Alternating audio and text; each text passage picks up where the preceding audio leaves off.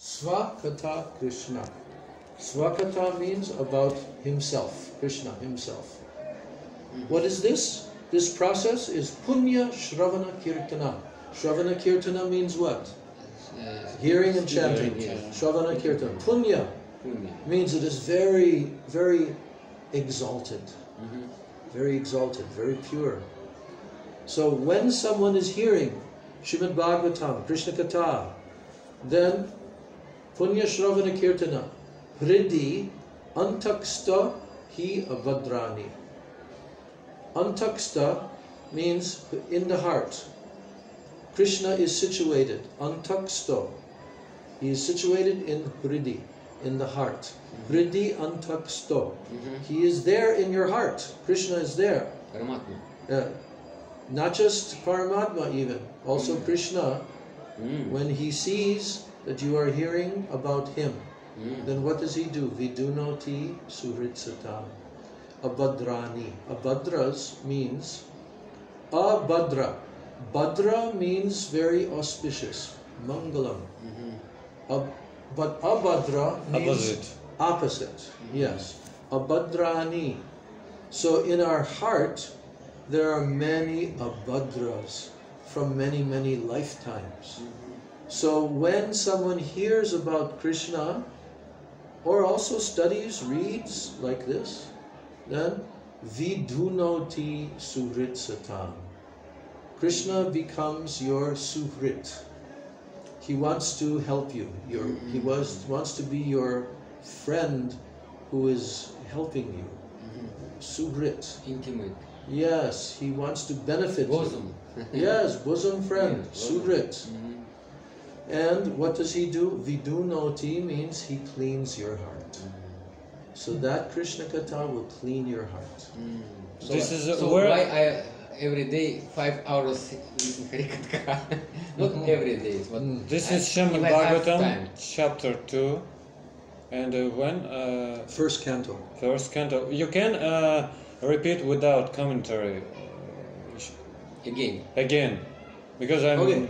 Yeah. Shrinvatam, Svakata, Krishna, Punya, Shravana Kirtana, Hridi Antaksto, Hi Abhadrani, Vidunoti, Suhrit Satam. It's second chapter. Yes. Okay. There are 5 slokas. Very special shlokas. From Srimad Bhagavatam. From second chapter of Srimad Bhagavatam. And when Srila Prabhupada came to America, and he first came to Boston, the Atlantic, they had crossed Atlantic, he came to Boston. And then he went off of the ship for the first time. The captain of the ship, he brought Prabhupada and showed him, oh, this is the city. First time Prabhupada is seeing the American people and the American city.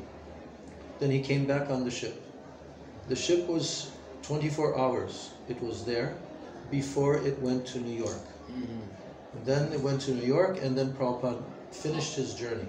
But while he was on the ship in Boston, he wrote one prayer to Krishna.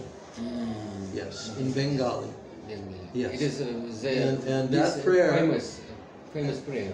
Very famous, yes. That prayer, Prabhupada is saying to Krishna. He's speaking to Krishna. Oh, my dear Lord Krishna, I don't know why you have brought me here to this foreign country. And I can see that the people here, just by looking at their faces, Prabhupada could see everything. He said they are under very low gunas, like prakriti, like modes of nature, tamagun, rajagun. He said they are mostly covered by that.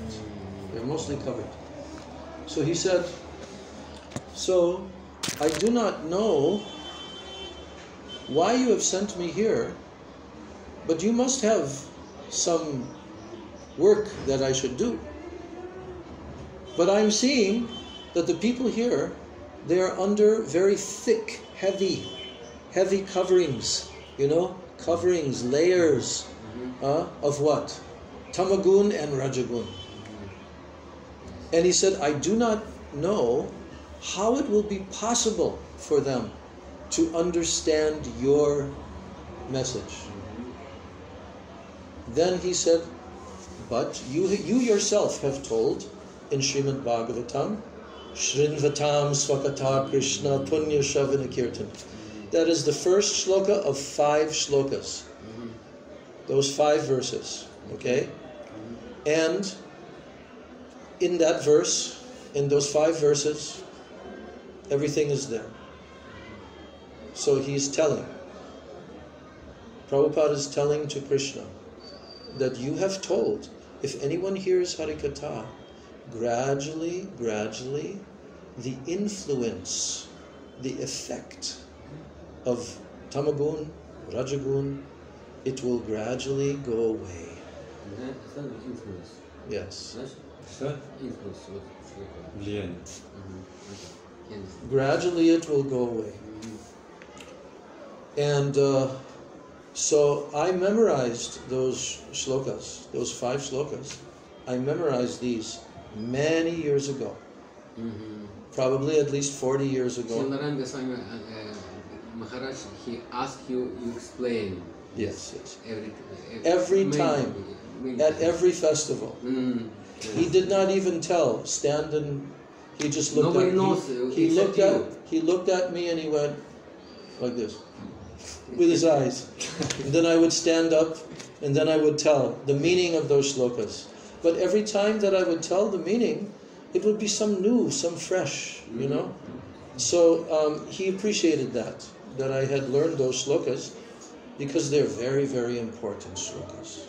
He said, the whole Srimad Bhagavatam is in those 5 shlokas. Should we study this? Yes, you should study, you should memorize, and you should be able to repeat.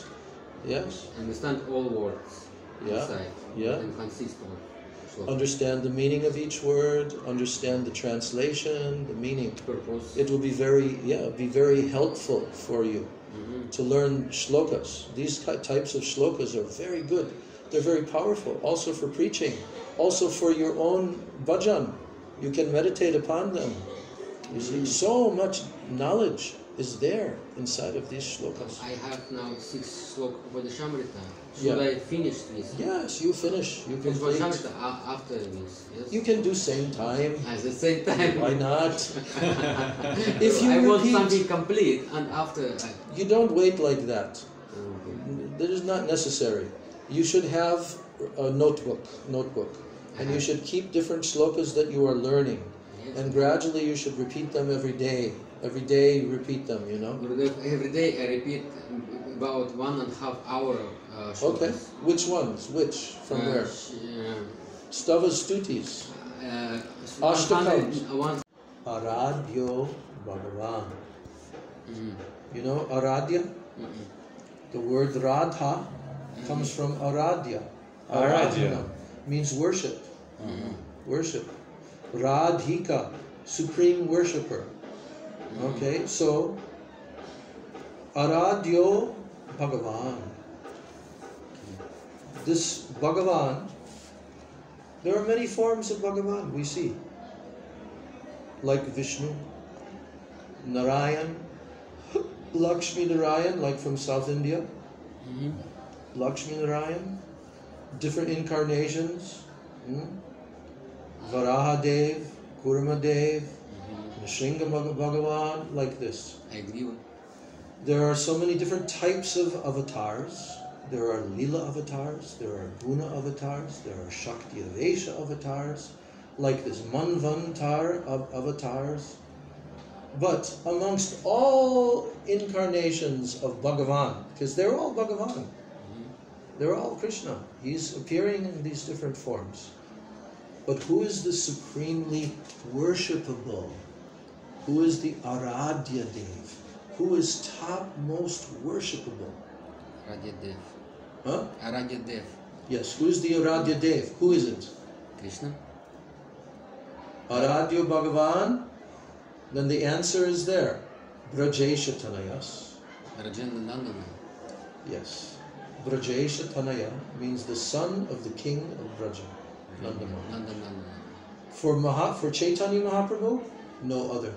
There is no other Bhagavan that he is worshipping. Only that one. Not even Devaki Nandanana. Or Vasudeva Nandan. No. Only Brajesha Tanayas. Okay? So that Krishna in Braj. So that's the first message of Chaitanya Mahaprabhu. This is Mahaprabhu's his own worship. Then the next line says, Brajesha Tanaya Tadhama Vrindavanam. Tadhama Vrindavanam. His dham, where is this Aradhya Dev? Where will you find him?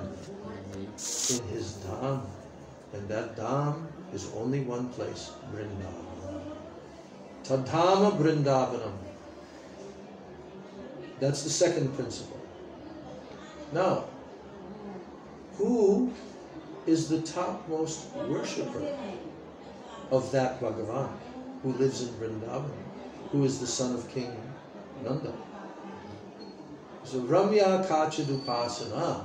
Upasana also means worship. Upasana. Ramya Kachid Upasana Vraja Vadhu Varagena Yakalpita. Who is the topmost worshipper of that Bhagavan? Who is it? Who worshipped that Bhagavan in the best way? Radhika. Yes, but also the gopis. The gopis are the topmost worshippers of that Bhagavan.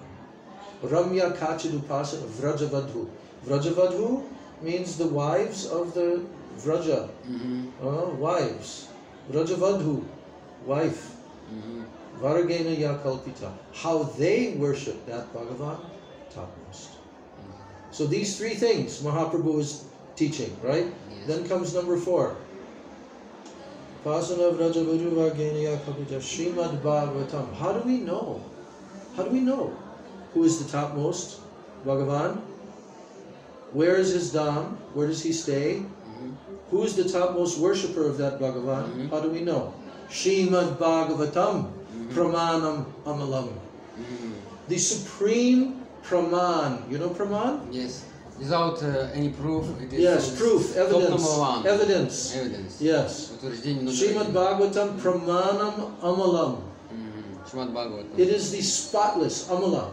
Amala means pure, spotless evidence is Srimad Bhagavatam. So everything that Chaitanya Mahaprabhu taught is from Srimad Bhagavatam. Okay? All the books written by the Goswamis, they're all based upon Bhagavatam. Okay? And then number 5, Srimad Bhagavatam Pramanam Amalam. What is the supreme goal of life? The supreme achievement, the supreme goal of the human form of life. What is the goal of every living entity? The highest goal. Prema Pumarto Maha. Prem Puma Artha means for the human being his ultimate achievement. Artha. Like there is Dharma, Artha, Kama, Moksha. Okay? What is the ultimate Artha? The ultimate attainment. Prema Pumarto Mahan. Mahan means the greatest. It is the topmost. Достижение человека према. Ultimate. Yes. Is the ultimate destination. Goal. The ultimate goal, the ultimate achievement. Prema Pumarta Mahan. So that is the list. That is the list. And then last line is telling Sri Chaitanya Mahaprabhu Matam Idam Tatradro Na Paraha. That this is the Matam Idam. Matam means the opinion. This is the opinion of Sri Chaitanya Mahaprabhu. Sri Chaitanya Mahaprabhu Matam Idam Tatra Adara Na Paraha. And Mahaprabhu does not have any other adara, any other other conception than this. He does not accept any other conception than this What you conception. said, it is shloka from which... It is written by Vishwanath Chakravarti Thakur. What is the book? Huh? What's the book? It is found here and there. I'm not sure which book it's in, the original writing, but our Gurudev, he liked this shloka very much. Even Srila Prabhupada also quotes this shloka. So, like this, these are the shlokas for preaching. And not just for preaching, for your bhajan also, because when you do your bhajan, when you get some realization from chanting, then that should be supported by Shastra. What you are understanding, what you are realizing should be supported by Shastra. And which Shastra? What is the coming down in the Guru Parampara, the line of Gurus, what they have realized, what they have written, what they have taught. This is how you can know that your realizations are acceptable. They are acceptable. How many minutes we should read every day Srimad Bhagavatam? For him or for me? Well, there is no place that is telling how many minutes. How many even if you just read 2 pages of a book every day. Minimum. Yeah, 2 pages. 2 pages. Like that. But I'm just saying, it depends on you. It depends on you and your depth. How deep is your interest? How deep is your thirst? If you are thirsty for water, how much thirsty are you? A little bit thirsty? More thirsty? Okay, it depends on all of that. How much taste you have? How much attraction you have? How much you feel, I need to put this inside of me. I need this so much. When I read the Srimad Bhagavatam, I think it is like somebody very, like another person there. When I read, because so many spiritual powers, bala, come when I pronunciation the shlokas. Actually, Gurudev, he used to tell like this. He said, every shloka is a person. Is a person. Yes, I understand. It's not just words, it's not just ink on paper. It's actually a person. Each shloka is a separate person. Okay? Yes. So when you know so many shlokas, and you have them in your mind, you have them in your heart, you have them in your intelligence, then you are associating with those personalities, you see. And you will learn more and more over time, more and more. Even shlokas that you have told hundreds of times, but you will get fresh, new meaning, like that, you see. When I repeat shlokas Bhagavad Gita, even Bhagavad Gita, I feel, every day, but I feel enthusiastic, because it's, for me, it's like every time new. No problem. It's like you are doing for a few years. I am doing for 52 years. Okay? And still, when I read Bhagavad Gita, I still, so fresh. Yes. So fresh. So sweetie. Yes. Because your realizations, they're expanding over time. And when you go back and you read what you read 20 years ago, 40 years ago, it has new meaning. It has new meaning because your realization has become higher. Consciousness higher. Yes. So time now, 3 o'clock. My friend, you should read Srimad Bhagavatam. One shloka. Even one. Every day, some